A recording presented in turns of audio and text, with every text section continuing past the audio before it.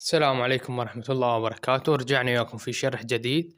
شرحنا لهذا اليوم عن زين كاش. اليوم راح نشرح طريقة تحويل الأموال، وهنا أقصد بطريقة تحويل الأموال داخل العراق فقط، يعني من محافظة إلى أخرى. مثلا تحب تحول مثلا من بغداد إلى أربيل، أو إلى أي محافظة أخرى، أو من محافظة جنوبية إلى شمالية، أو كل المحافظات، بطريقة بسيطة وبدقيقة واحدة فقط، وتوصل الحوالة للشخص اللي أرسلت له الحوالة خلال ثواني. وعن تجربة يعني أنا يعني جربت خلال ثواني، حولت إلى شخص خلال ثواني وصلت الحوالة للشخص المعني.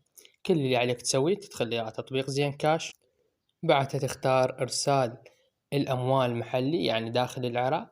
بعد ما تضغط على هذه الأيقونة تظهر لك شاشة بهذا الشكل، تحدد المبلغ اللي أنت تريد تحوله، بعدها الرقم، بعدها في أسفل الشاشة يوجد ملاحظة إذا تحب تكتب للشخص اللي راح ترسل له الحوالة فد ملاحظة معينة أو شيء أو تنبيه باللي يعجبك أنت اللي تريد، أو تحب تحوفه فارغة باللي يعجبك. بعدها تضغط على إرسال، بعدها راح يوجهك إلى الصفحة الثانية. بس أنا ما راح نعمل عملية تجريبية، يعني ما راح يحولني العملية الثانية، إنه يطلب منك هنا راح يظهر لك المبلغ المتحول، يعني عملية تأكيدية. بعدها تضغط على إرسال مرة ثانية أو تحويل، بعدها راح يتم تحويل المبلغ إلى هذا الشخص ويوصله خلال ثواني معدودة. لهنا وصلنا إلى نهاية الشرح، أتمنى كان الشرح مفيد. لا تنسون باللايك والاشتراك وتفعيل زر الجرس حتى يصلك الموجودين. شكرا لكم على حسن المشاهدة وعلى حسن المتابعة.